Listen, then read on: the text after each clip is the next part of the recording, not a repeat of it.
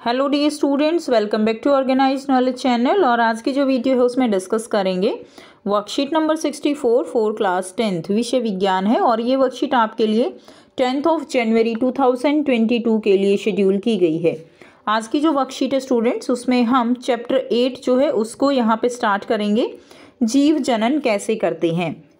ठीक है। सो वर्कशीट शुरू करने से पहले प्लीज़ चैनल को सब्सक्राइब कर दीजिए, बेल आइकन को प्रेस कर लो ताकि आपको आने वाली वीडियोस की नोटिफिकेशन वो समय से मिल जाए। सो देखिए, ये चैप्टर 8 है आपका, जिसमें हम पढ़ेंगे कि जीवों के लिए जो जनन है, रिप्रोडक्शन है, वो क्यों ज़रूरी होता है। हमने 6th चैप्टर में पढ़ा था कि जो पोषण है, श्वसन है, उत्सर्जन है, ये हमारे शरीर में होने वाली महत्वपूर्ण प्रक्रियाएं हैं जिनके बिना हम जिंदा नहीं रह सकते। ठीक है। लेकिन क्या जो प्रजनन है, क्या जो रिप्रोडक्शन है, उसको भी हम एक जैविक प्रक्रिया कह सकते हैं? तो हम उसको जैविक प्रक्रिया नहीं कहेंगे, क्योंकि जनन के बिना हम जिंदा रह सकते हैं, लेकिन जनन फिर भी ज़रूरी है आगे की जनरेशन को कंटिन्यू करने के लिए। जो आगे की प्रजातियां हैं, अगर जनन नहीं होगा तो क्या होगा? एक दिन टाइम आएगा कि सभी जो लोग अभी प्रेजेंट हैं, अभी जो जिंदा हैं, वो सब क्या होगा? वो सब मर जाएंगे, क्योंकि हमारी एक पर्टिकुलर लाइफ है। जितने टाइम तक हम जिंदा रह सकते हैं, हमारा शरीर काम कर सकता है, उतने टाइम तक हम जिंदा रहेंगे, उसके बाद हम मर जाएंगे। और अगर जनन नहीं होगा तो जो प्रजाति है, जो समष्टि है, वो आगे नहीं बढ़ेगी। इसीलिए जनन जो है वो आवश्यक है, लेकिन इसको हम जीवन की जैविक प्रक्रिया के साथ इसकी तुलना, यानी इसको हम उसके इक्वल नहीं रख सकते। ठीक है। सो देखिए, इसकी तुलना में प्रजनन जो है एक गैर आवश्यक प्रक्रिया है। ऐसा क्यों है? तो हम प्रजनन को श्वसन, उत्सर्जन, पोषण की तुलना में एक गैर आवश्यक प्रक्रिया कह सकते हैं।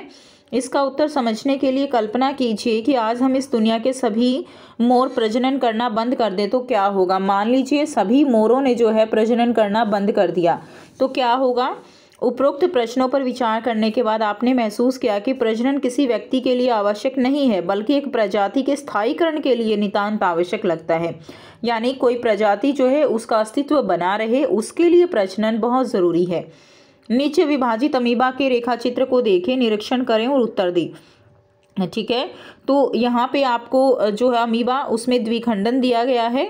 इसमें दिया गया है कौन सा अणु अपनी प्रतिलिपि जो है वो बना रहा है। तो यहाँ पर कौन सा अणु है जो अपनी प्रतिलिपि बना रहा है? तो यहाँ पर हम देखेंगे डीएनए। ठीक है, जो डीएनए है वो अपनी प्रतिलिपि बना रहा है।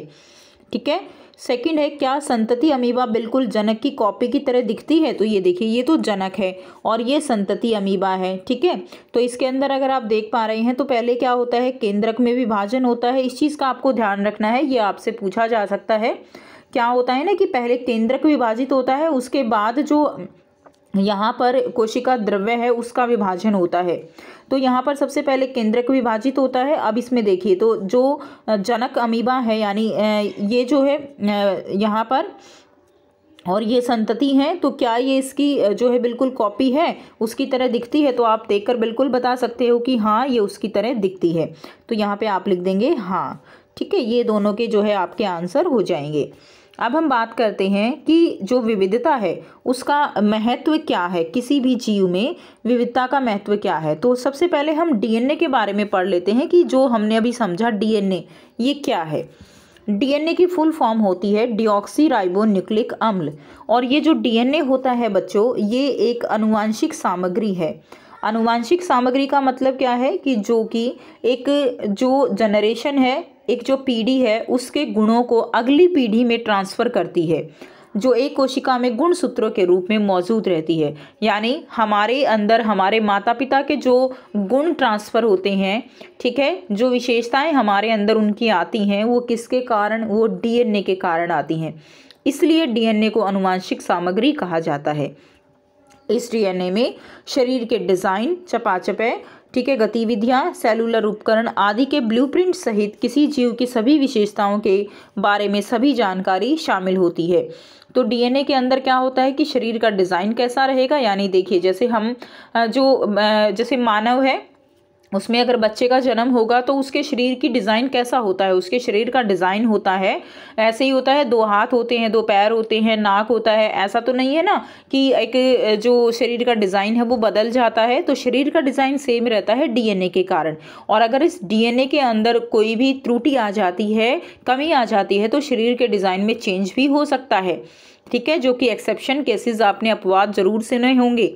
इसी तरह कुत्ते का बच्चा जो है वो जब एक डॉग जो है प्रजनन करता है तो उसमें क्या होता है कि वो अपनी ही जैसे संतान की उत्पत्ति करता है, फीमेल डॉग। ठीक है, इसी तरह एक बकरी जो है वो अपने जैसी ही संतान की उत्पत्ति करती है। तो ये किसके कारण? ये डीएनए के कारण। इसलिए यदि डीएनए बदलता है तो यह जानकारी जो होती है वो भी बदल जाती है।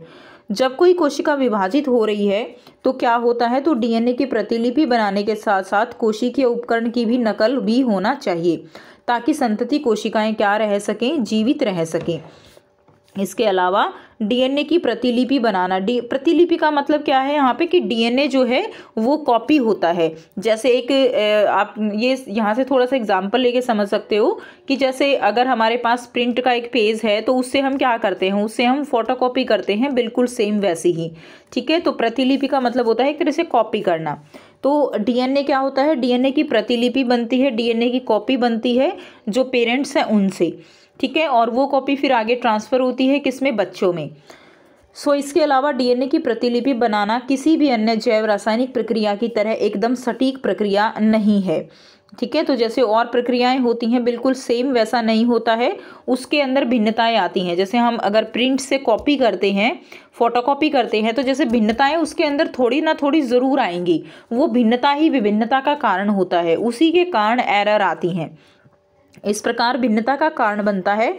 और ये जो विविधताएं होती हैं कभी कभी इतनी कठोर हो सकती हैं कि कोशिकाएं उपकरण असंगत हो जाते हैं और जिससे संतति की मृत्यु हो जाती है। यानी डीएनए जब कॉपी होता है तो उसमें कई बार इतने ज़्यादा एरर हो जाते हैं, कई बार इतने ज़्यादा चेंजेस हो जाते हैं कि संतति कोशिका की मृत्यु भी हो जाती है।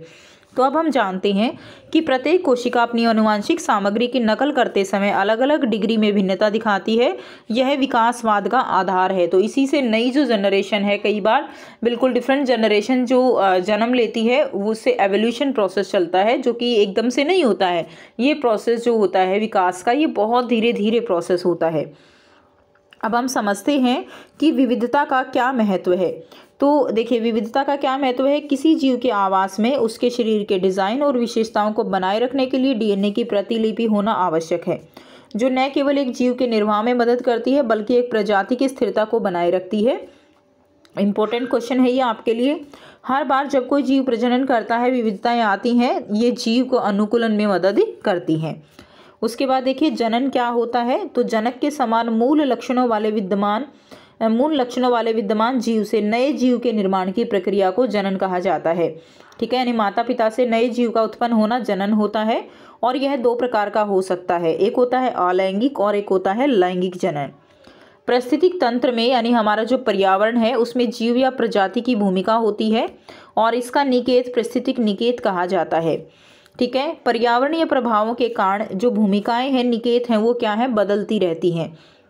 ठीक है, यानी हमारे एनवायरनमेंट में जितने भी जीव हैं वो या प्रजातियां हैं, उन सब की उसको मेंटेन रखने में उसकी क्या होती हैं, अपनी अपनी भूमिकाएं होती हैं। अब हम पढ़ेंगे अलैंगिक जनन और लैंगिक जनन में क्या अंतर है। तो अलैंगिक जनन जिसमें केवल एक माता पिता की आवश्यकता होती है, जैसे अमीबा में होता है। लैंगिक जनन 2 माता पिता की आवश्यकता होती है। अलैंगिक जनन में युग्मक नहीं बनते, जबकि लैंगिक जनन में युग्मक बनते हैं, अर्थात नर और मादा बनते हैं, जो हम और डिटेल में आगे आने वाली वर्कशीट्स में पढ़ेंगे। अलैंगिक जनन में गुणसूत्रों की संख्या जो है वो समान रहती है, लेकिन लैंगिक जनन में युग्मक निर्माण के दौरान गुणसूत्रों की संख्या आधी हो जाती है। ठीक है, यानी जैसे अगर मानव में 46 गुणसूत्र हैं तो जब जनन होगा तो 23 रह जाएंगे। ठीक है, और 23 जो है वो फादर से एक बच्चे के अंदर आते हैं और 23 जो है वो मदर से आएंगे और एक बच्चे में फिर से टोटल 46 हो जाते हैं। तो ये प्रोसेस हम पूरा आगे आने वाली वर्कशीट में पढ़ेंगे। अब यहाँ पर आपको टोटल 4 क्वेश्चंस दिए गए हैं, ठीक है, जिनके आंसर हम करेंगे। पहला क्वेश्चन है, प्रजनन में डीएनए की नकल का क्या महत्व है। तो जो डीएनए है, प्रतिकृति में एक डीएनए अणु से 2 अणु बनते हैं और उसके बाद डीएनए की प्रतिकृतियां जो है वो अलग हो जाती हैं। ठीक है। इसके फलस्वरूप एक कोशिका से 2 कोशिकाएं बनती हैं और इस प्रकार यह वृद्धि एवं प्रजनन के लिए आवश्यक है। तो डीएनए की नकल जो होती है वो वृद्धि एवं प्रजनन के लिए आवश्यक है, जिसमें एक डीएनए से 2 अणु बनते हैं। सेकंड क्वेश्चन है, भिन्नता क्यों महत्वपूर्ण है? तो भिन्नता महत्वपूर्ण है, प्रजाति की स्थिरता को बनाए रखने में सहायक है और जीव के अनुकूलन में सहायक है, जो पर्यावरणीय कारकों से समष्टि को बचाए रखती है। इसीलिए भिन्नता जो है वो ज़रूरी है। तीसरा क्वेश्चन हम करेंगे, सभी कोशिका अणुओं के निर्माण के लिए जिम्मेदार अणु का नाम बताइए जो सामान्यतः आनुवांशिक सामग्री के रूप में कार्य करता है। तो सभी कोशिका अणु के निर्माण में सहायक जो है वो क्या है? वो डीएनए है। ठीक है, सभी कोशिकाओं के निर्माण के सहायक जो अणु काम करता है और आनुवांशिक सामग्री के रूप में कार्य करता है वो डीएनए है, जिसकी फुल फॉर्म आप लिखेंगे डीऑक्सी राइबो न्यूक्लिक अम्ल। ठीक है, डीऑक्सी राइबो न्यूक्लिक अम्ल जो है आप इसमें लिख देंगे। नेक्स्ट देखिए प्रश्न 4, अलैंगिक और लैंगिक जनन में आपको 3 अंतर जो है वो लिखने हैं। सो यहाँ से आप लिख देंगे अलैंगिक जनन केवल एक माता पिता की आवश्यकता, इसमें दोनों की आवश्यकता होती है। ठीक है, इसके अंदर क्या होता है? इसमें युग्मक नहीं बनते, जबकि इसमें युग्मक बनते हैं, नर और मादा। इसमें गुणसूत्रों की संख्या समान रहती है और इसमें जो है युग्मक निर्माण के दौरान गुणसूत्रों की संख्या आधी हो जाती है।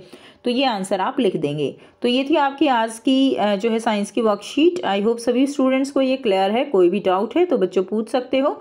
वीडियो अच्छी लगे तो प्लीज़ इसको लाइक कर दीजिए, शेयर कर दीजिए और चैनल को भी सब्सक्राइब कर लीजिए। So thanks for watching. मिलते हैं नेक्स्ट वीडियो में नेक्स्ट वर्कशीट के साथ।